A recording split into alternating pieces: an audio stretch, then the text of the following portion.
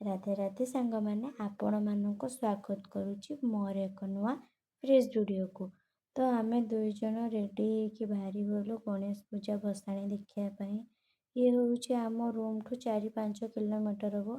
ଏ ଗାଁଟା ନାଁ ହେଉଛି ଯଶୋପଡ଼ା ହାଟ କୁହାଯାଏ। ତ ଏଠି ସବୁ ଗାଁର ଠାକୁର ଆସି ଗୋଟେ ଜାଗାରେ ଏକଜୁଟ ହୁଅନ୍ତି। ତ ଆପଣମାନେ ଦେଖିପାରୁଥିବେ ଲୋକ କେତେ ଅଛନ୍ତି। ଲୋକ 20,000 ରୁ 30,000 ପାଖାପାଖି ଲୋକ ଥିଲେ ସେଠି। ତ ଆମେ ଠାକୁରଙ୍କୁ ଦର୍ଶନ କଲୁ। ଦର୍ଶନ କରିସାରିଲା ପରେ ଆମକୁ ଭୋକ ଲାଗିଥିଲା, ଇଏ ଟିକେ ବାର ଭଜା ଖାଇଦେଲେ। ତ ସେ ଖାଇସାରିଲା ପରେ ଆମେ ଟିକେ ଆଇସ୍କ୍ରିମ୍ ଖାଇଦେଲୁ। ଆଇସ୍କ୍ରିମ୍ ଖାଇସାରିଲା ପରେ ଟିକେ ମେଳା ଭିତରକୁ ଗଲୁ। ମେଳା ଭିତରେ ଟିକେ ଜିନିଷପତ୍ର କିଣାକୁଣି କରି ଆସିଲୁ।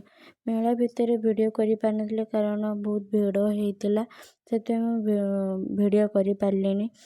ତ ସେଠୁ ମେଳା ଭିତରୁ କାମ ସରିଲା ପରେ ଏଠି ଟିକେ ମୁଁ ମଥୁରା କେକ୍ ଖାଇ ଦେଇଥିଲି ଆମେ ଦୁଇଜଣ। ତ ମଥୁରା କେକ୍ ଖାଇସାରିଲା ପରେ ଆମେ ବାହାରି ଆସିଥିଲୁ କାରଣ ସେତେବେଳକୁ 10ଟା ହେଇଗଲାଣି। ଆପଣମାନଙ୍କୁ ଭିଡ଼ିଓଟି କେମିତି ଲାଗିଲା ନିହାତି କମେଣ୍ଟରେ ଜଣାଇବେ। ଭିଡ଼ିଓଟିକୁ ଲାଇକ୍, ସେୟାର ଓ ସବସ୍କ୍ରାଇବ୍ କରିବାକୁ ଜମା ଭୁଲିବେନି। ନେକ୍ସଟ ଭିଡ଼ିଓରେ ଦେଖା ହେବ। ରହିଲି, ରାଧେ ରାଧେ।